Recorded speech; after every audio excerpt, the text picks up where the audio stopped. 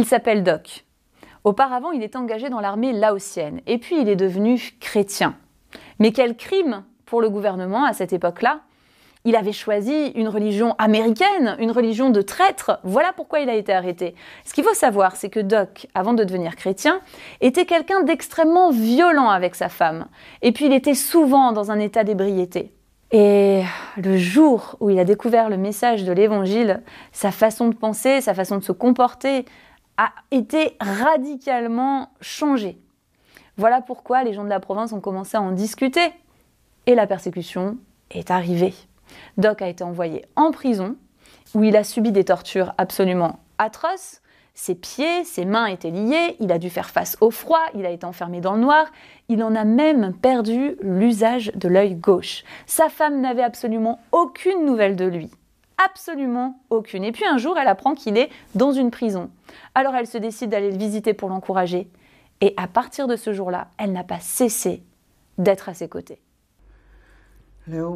Ma femme m'envoyait un panier de riz chaque jour et il y glissait des mots d'encouragement, des pages déchirées de la Bible. Sur certains des bouts de papier, il était écrit « Crois en Jésus, moi je crois en Jésus et je suis pleine de joie et de bonheur. » Oh! En lisant ces mots, j'étais tellement heureux que la police a cru que j'étais devenu fou. Mon mari allait un peu mieux en prison. Je lui rendais visite et parfois il était vraiment très faible. Quand je le voyais ainsi, je lui donnais un verset de la Bible, en particulier du psaume 121. « L'Éternel est celui qui te garde, il te gardera de tout mal. » Je lui citais souvent ces paroles. Et ce verset est devenu l'un des versets préférés de Doc. Quant à Jik, elle s'est montrée tellement fidèle au point d'avoir même pris la place de son mari pendant un court moment en prison, le temps qu'il aille se faire soigner par un médecin. Et une autre chose qui est absolument extraordinaire, c'est qu'ensemble, bien qu'ils étaient séparés, ils ont réussi à aider les gens. Alors comment c'est possible ? Très simplement, Doc a annoncé l'évangile aux prisonniers à près de 500 personnes et une fois que ces personnes sont sorties de prison, ils sont allés voir Jik.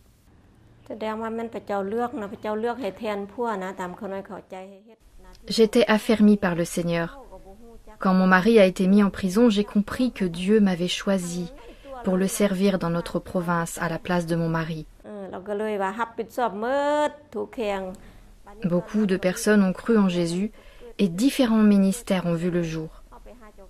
Plusieurs personnes sont venues me voir, même les responsables du district. Ils nous ont dit « Au début, on a entendu qu'il y avait des chrétiens dans votre village à cause de vous. Mais pourquoi tous les gens de la province connaissent-ils Jésus ?»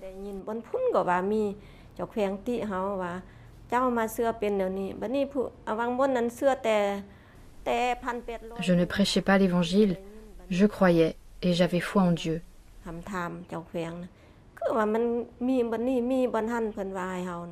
Cela se voyait dans ma façon de vivre. Je suis reconnaissante à Dieu pour cela.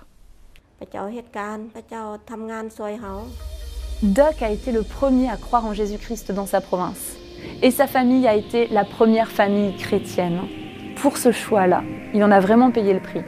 13 ans de sa vie en prison. Ce qui est incroyable, c'est de savoir que Doc et Jik, à eux deux, ont conduit près de 3500 personnes à devenir chrétiennes. Et ces personnes se rassemblent dans près de 62 églises différentes. Jik a encouragé son mari alors qu'il était en prison, en lui écrivant des versets qu'elle glissait dans un bol de riz. Suivons l'exemple de Jik pour encourager ces nombreux chrétiens qui sont persécutés dans le monde. Il y a des veuves, des orphelins et aujourd'hui même des personnes qui sont encore en prison. Alors écrivons-leur, car nous le savons, une parole réconfortante, c'est un arbre de vie.